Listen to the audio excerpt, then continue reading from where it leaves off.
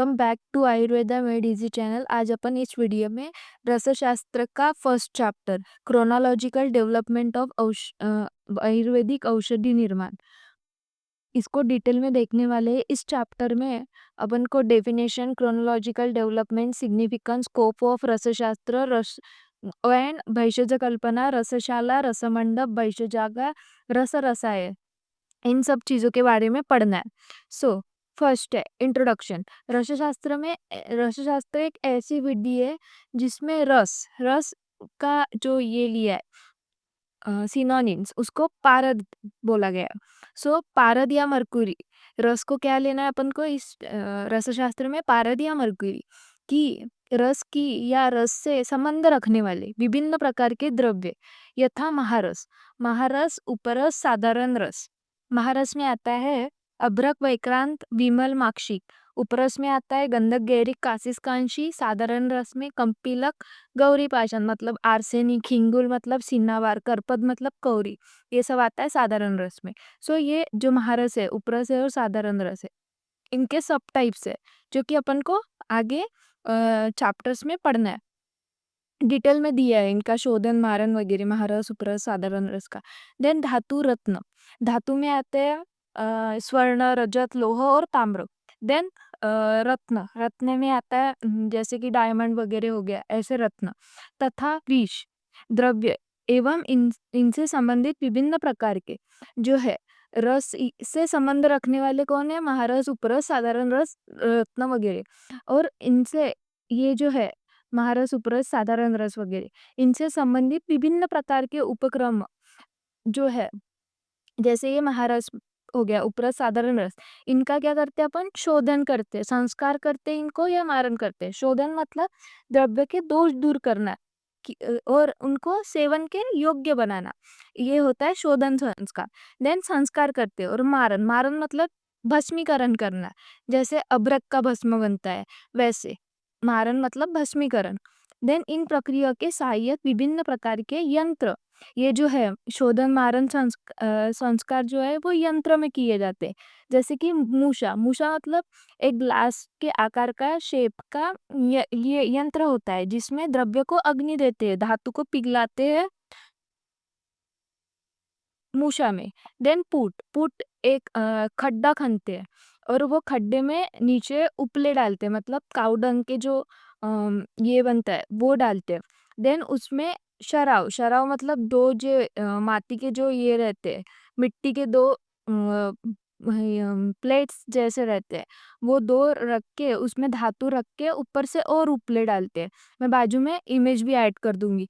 सो उसको बोलते हैं पुट। आदि के साथ ही रस द्रव्य के चिकित्सीय एवं रसायन गुण हेतु प्रयोग का वर्णन इस शास्त्र में उपलब्ध होता है।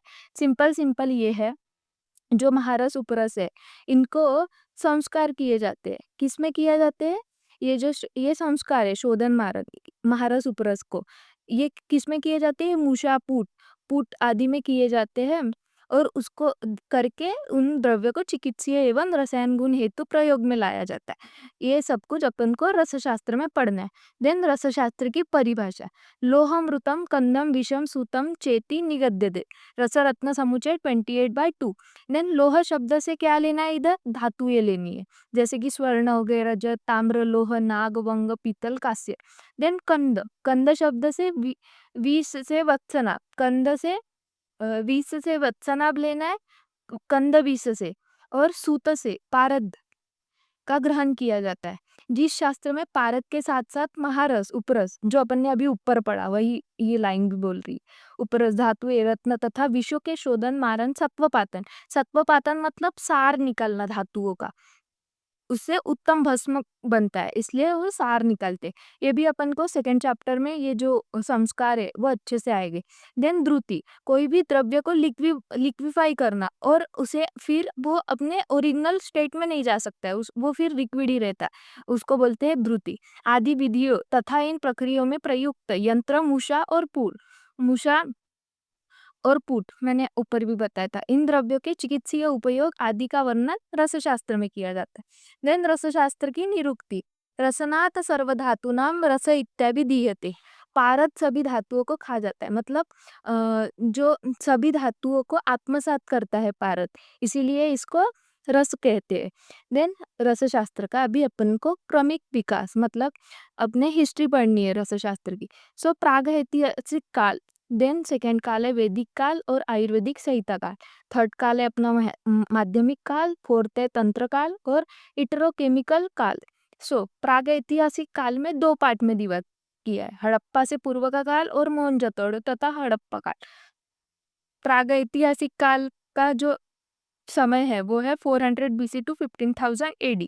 सो पूर्व हड़प्पा काल में रसशास्त्र के कौन से ये मिलते हैं, तो बर्तनों को दो से अधिक रंग से रंगते थे और ताम्र से विभिन्न प्रकार की वस्तुएं बनाई जाती थी। देन सिंधु घाटी की सभ्यता, ये भी प्रागैतिहासिक काल ही में बताया है। इसे कांस्य युग भी कहा जाता है, सिंधु घाटी की सभ्यता को। सो ताम्र तथा कांस्य धातु का ज्ञान हुआ था इस वाले काल में। देन स्वर्ण रजत के आभूषण और मूषा का प्रयोग ताम्र को गलाने में किया जाता था। पीछे अपन ने प्रागैतिहासिक काल को पढ़ा था, अभी वैदिक तथा आयुर्वेदिक संहिता काल 1200 BC टू 800 AD। ऋग्वेद में किस किस चीज का वर्णन आया था, स्वर्ण रजत ताम्र कांस्य का उल्लेख मिलता है।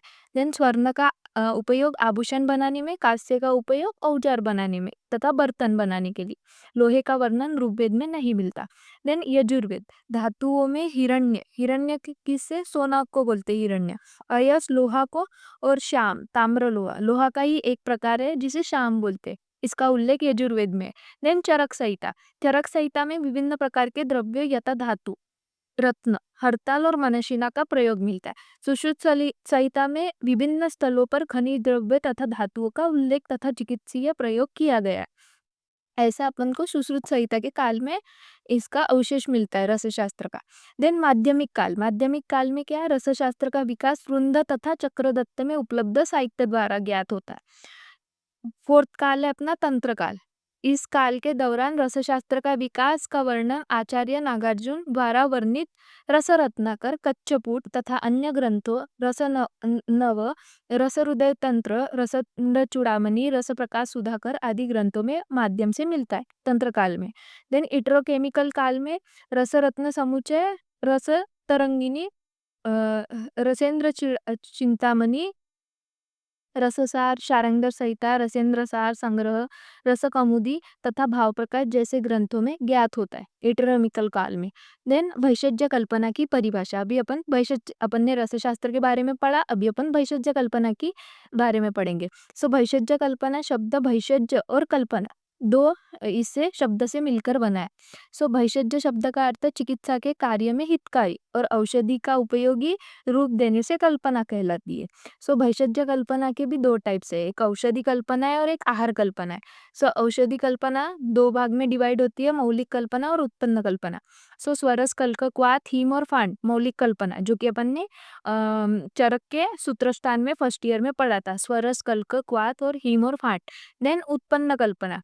सो उत्पन्न कल्पना में क्या आएगा, अवलेह मतलब कल्पना, जैसे कि च्यवनप्राश हो गया तो वो अवलेह कल्पना होगी। गुट्टिका मतलब गोली के फॉर्म में। स्नेह, घृत, वसा, तैल, मज्जा, ये हो गए स्नेह कल्पना में आते हैं। और संधान मतलब वर्ड में ही लिखा है, दो या अधिक द्रव्य को मिलाना, मतलब संधान हो गया। देन क्षीरपाक में दूध लेते हैं, जल लेते हैं और जो द्रव्य होता है औषधि द्रव्य उसको मिलाकर उसका मतलब उसको अग्नि देकर अग्नि नहीं, विशिष्ट कल्प इसमें लाते हैं क्वांटिटी में, उसे बोलते हैं क्षीरपाक।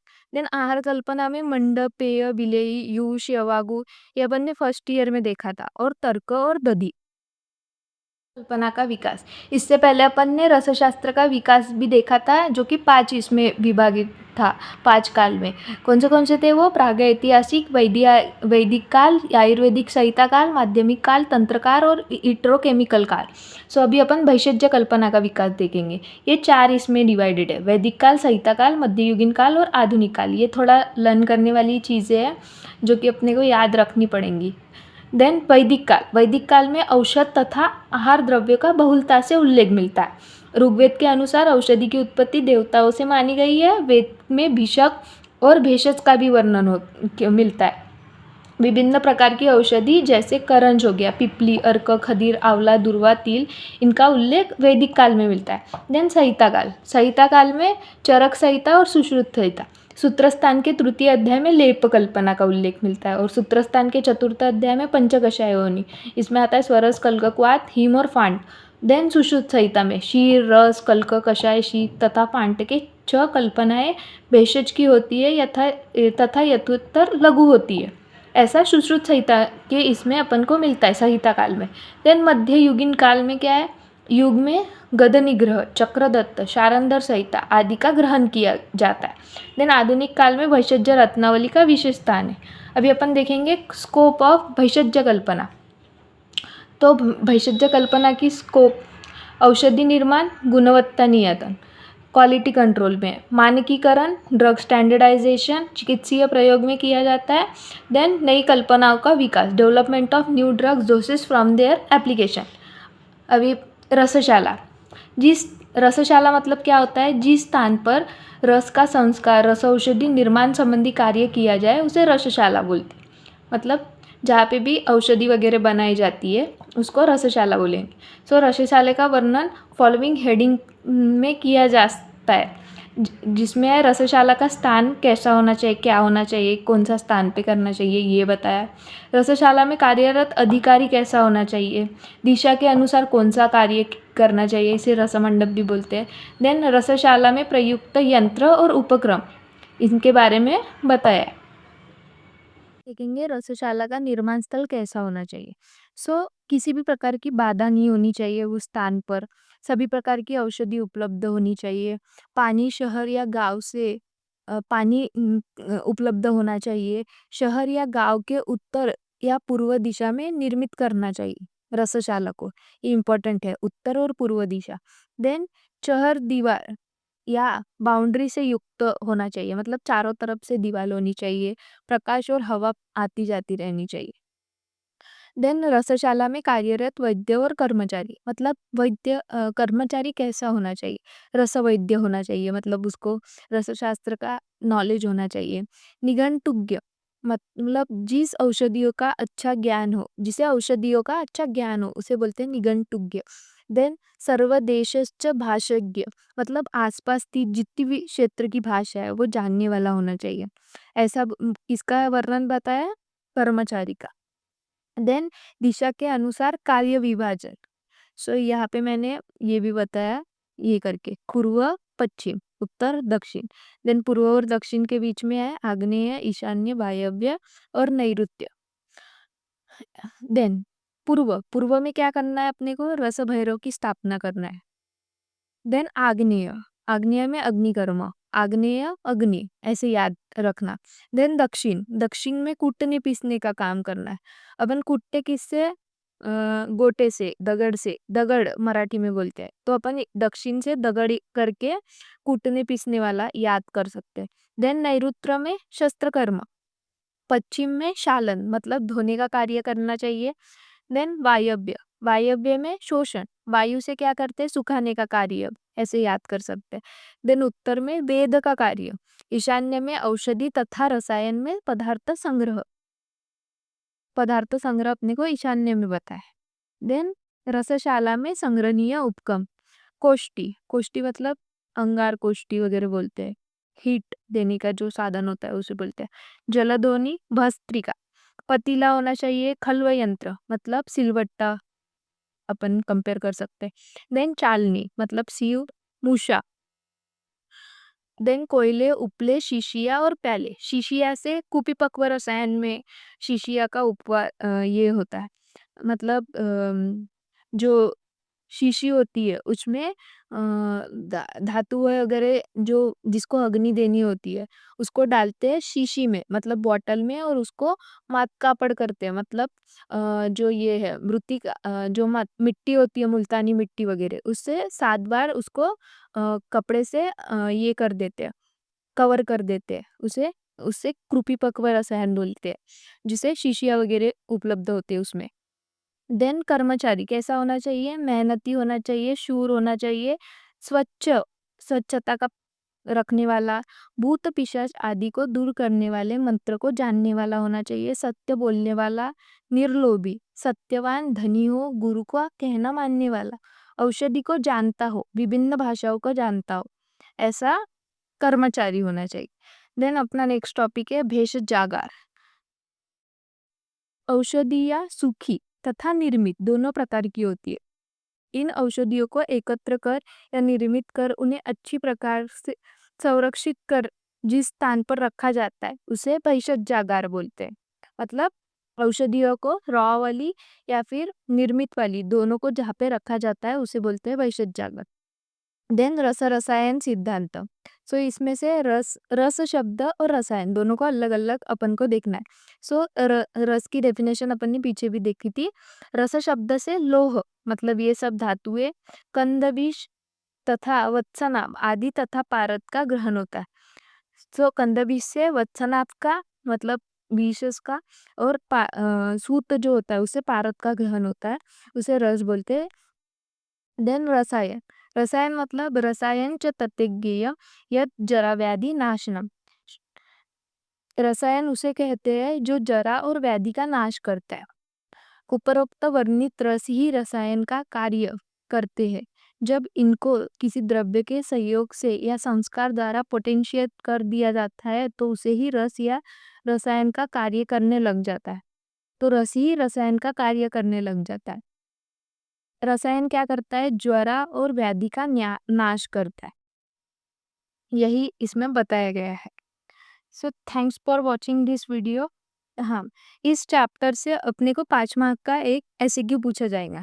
इसका वेटेज बस 5 मार्क है इस चैप्टर का, और 5 मार्क का एक एमसीक्यू पूछा जाएगा। Thanks for watching this video. Video अच्छी लगी हो तो do subscribe to our channel to get notification of such video.